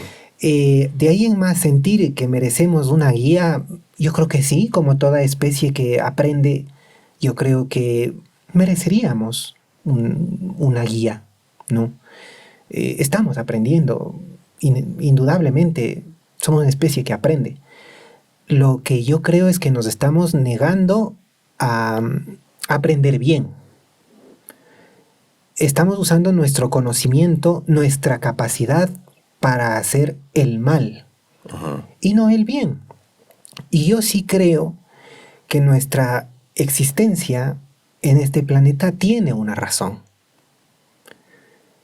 Creo que somos la única posibilidad de que la vida en este planeta perdure en el tiempo. Porque la Tierra, hasta donde sabemos, es la única especie que cuenta, o más bien la Tierra es el único lugar en el universo que cuenta con una especie suficientemente avanzada como para salvar su propio planeta. Imaginemos que se confirma en el futuro, tú debes haber escuchado, que está casi por confirmarse la existencia de biofirmas Uh-huh. en K218b, Uh-huh. a 4 años luz del planeta, en esta super Tierra, y que estas biofirmas permitirían finalmente aseverar que existe vida Uh-huh. en otro planeta. Ahora bien, ¿hasta qué punto esa vida va a evolucionar para no verse afectada por fenómenos cósmicos que pueden destruir su planeta, su hábitat? ¿O no? Y ahí es donde yo creo que entra el ser humano en el planeta Tierra. ¿Por qué desaparecieron los dinosaurios? Porque no tenían la capacidad ni de entender en dónde estaban, ni de entender lo que había afuera, ni de comprender que se acercaba un asesino cósmico como fue el cometa que finalmente devino en su destrucción y en su extinción. Y desaparecieron. Esta puede ser la realidad de muchísimos mundos en el universo, que no alcanzaron a evolucionar suficiente para comprender su lugar y los peligros que vienen de fuera. Y no con esto quiero referirme a una invasión extraterrestre, Claro. no, sino cosas que nosotros sabemos que pueden destruirnos, no solo como civilización, sino como especie, y no solo como especie, sino como terrestres. Y a lo que nosotros estamos viendo que realmente estamos en posibilidad de oponernos. Es decir, si mañana sabemos que se acerca un cometa, un asteroide, un asesino planetario, ya existe tecnología que nos permite pensar en cómo salvarnos. Claro. Yo creo que ese es nuestro papel en este planeta. Por eso muchas veces, incluso por mi trabajo que te he comentado al respecto, uno siente un poco de desagrado por la especie humana. Entonces, ¿realmente para qué estamos aquí? ¿Para destruirnos? ¿Para destruir todo lo que conocemos? No, el problema es cómo estamos enfocando nuestra propia naturaleza. Yo creo que nuestro destino finalmente es brindarle las posibilidades a este planeta, sobre todo si es que efectivamente estamos solos, de sobrevivir, de perdurar, incluso de explorar y colonizar Uh-huh. el espacio. Pero para eso tenemos que sobrevivir. Y lastimosamente no solo que actualmente estamos enfrentados a retos en cuanto a nuestra supervivencia por causas nuestras, sino que no olvidemos que en cualquier momento podemos enfrentarnos a causas externas que amenacen nuestra supervivencia, como es un asesino cósmico como el que destruyó a los dinosaurios. Por eso yo creo que nosotros sí tenemos, por alguna razón estamos aquí. Tenemos que descubrir la razón por la que estamos aquí. Todo lo que estamos conversando de algún modo nos puede servir para entender, interiorizar un poco lo que somos.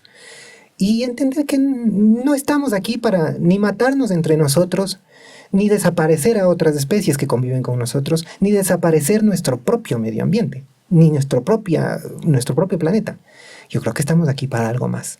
Estamos aquí para, juntos, en este planeta, todos, no solo los humanos, todas las especies que viven aquí, trascender. De nosotros va a depender si entendemos realmente nuestro papel o si insistimos en seguir actuando y en seguirnos viendo como lo estamos haciendo, con las penosas consecuencias que actualmente tenemos a la mano.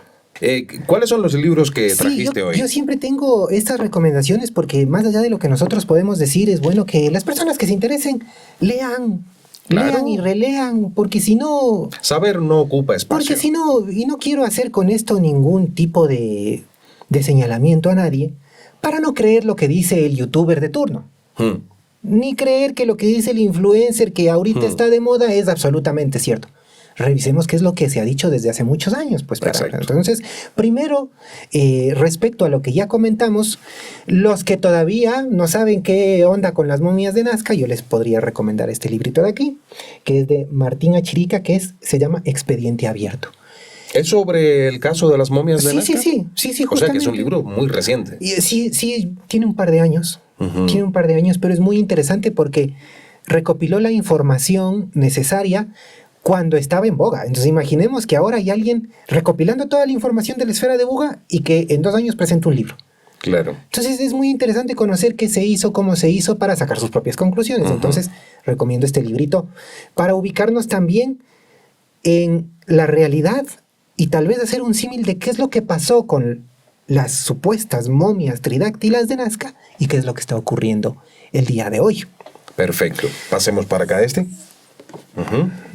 ¿El próximo? Sí, siempre voy a recomendar ya que hablamos de Alberto Ávila Machuca y de Diplomacia Extraterrestre.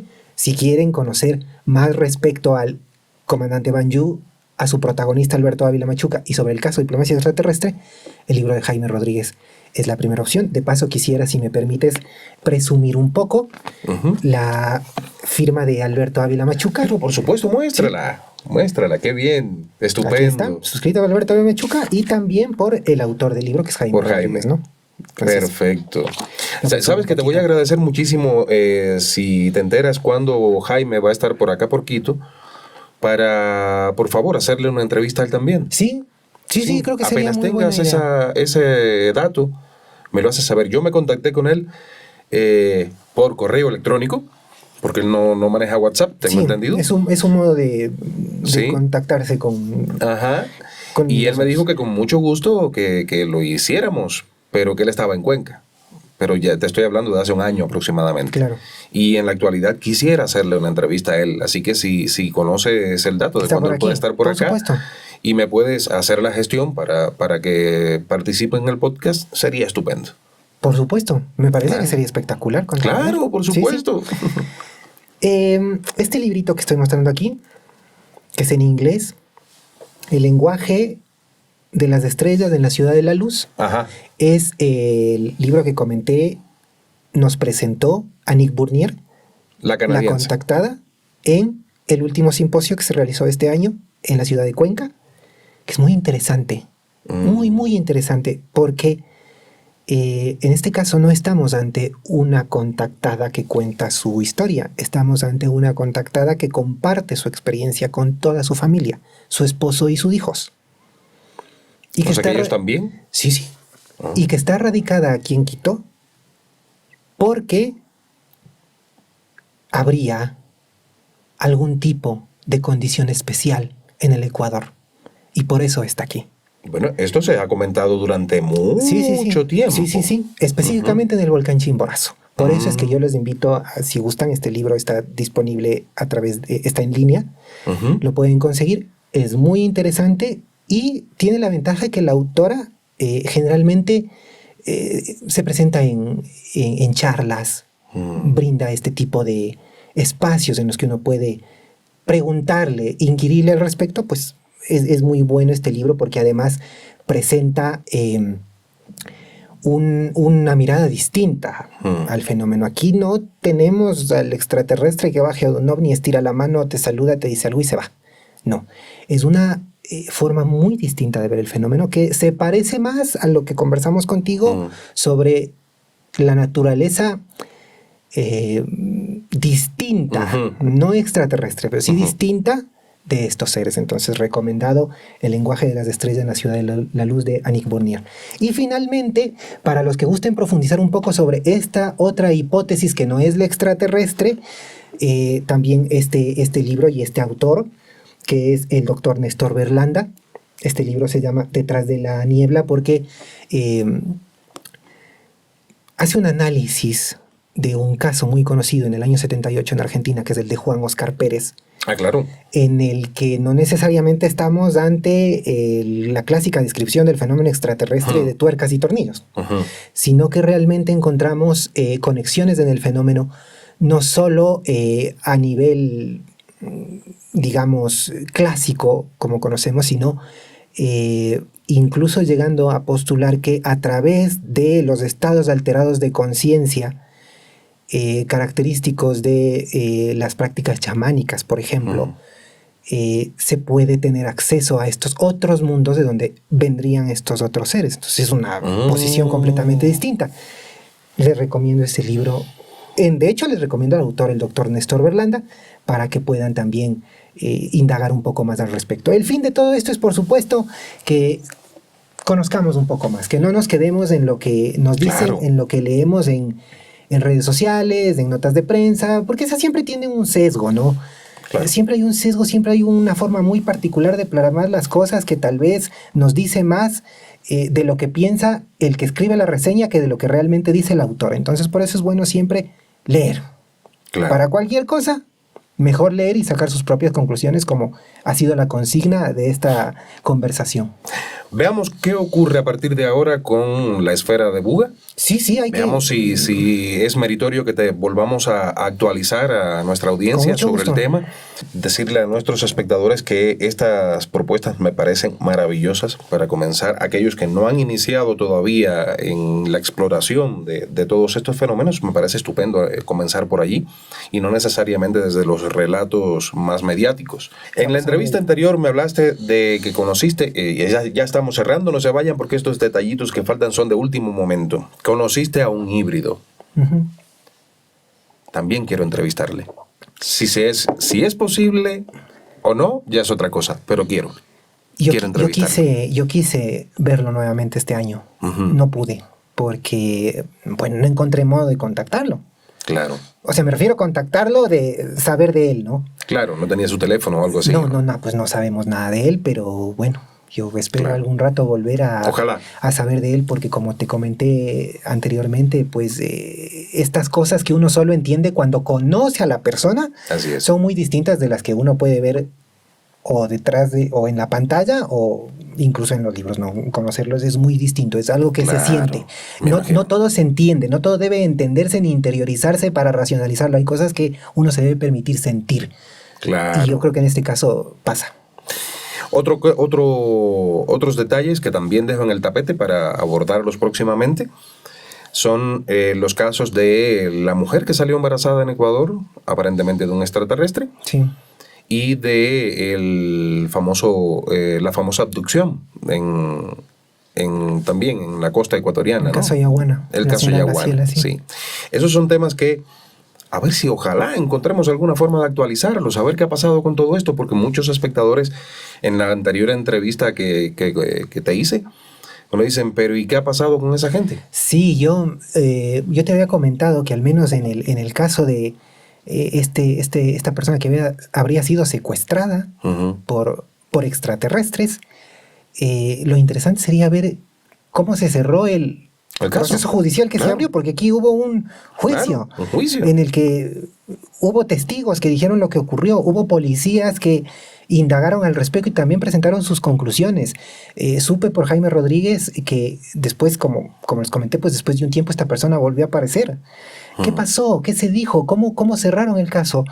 Claro. Eso sería muy interesante, pero lastimosamente me quedo un poco lejos. No, por supuesto, No lo he podido claro. hacer, pero no, sí, yo estoy de acuerdo contigo. Sería excelente saber. Estupendo. ¿Qué pasó? ¿Qué dijeron? Al Sí. final, ¿qué pasó? Sí. ¿Qué dijeron las autoridades? Porque claro, Claro. uno siempre piensa que qué va a pasar cuando una autoridad Sí. conoce de esto. Volviendo un poco al caso de Banjú. Imaginemos que Banjú llegó a intentar entrevistarse con el embajador. Y le dijeron, bueno, quiero hablar con el embajador. Sí, ¿de parte de quién? Un Del extraterrestre. comandante Banjú. ¿Y el comandante de la Fuerza Aérea de la Marina? No, de una flota de ovnis. ¿Sabe qué, don Alberto? Usted atiéndale. Entonces, sí, o sea, sí resultaría muy interesante ver. Mientras voy ¿Qué llamando pasó? al hospital. A ver si se escapó que alguien. no se salga así, pues, hasta que vengan. Entonces, sí, resulta muy interesante ver cómo afrontan las autoridades de este tipo de cosas, ¿no? Porque Claro. recordemos que detrás de todo esto hay personas. Sí. Hay personas, entonces una autoridad evidentemente tiene que trascender sus propios prejuicios para atender el caso. Así que sería muy interesante saber qué pasó. Perfecto. Julio, gracias, hermano. A ti, Giovanni, Muchísimas muchas gracias. Muy gentil y encantado. Siempre es un gusto. Perfecto. Veamos qué pasa con la esfera de Buga a partir de este momento. Un caso muy mediático para el que contamos con los criterios, las opiniones, los conocimientos de Julio Echeverry para analizarlos objetivamente, sin apasionamientos, como siempre les digo. Nos vemos próximamente. Ojalá así sea, Giovanni. Y Muchas a ustedes, gracias. como siempre les digo, sean buenos. Calvo y claro.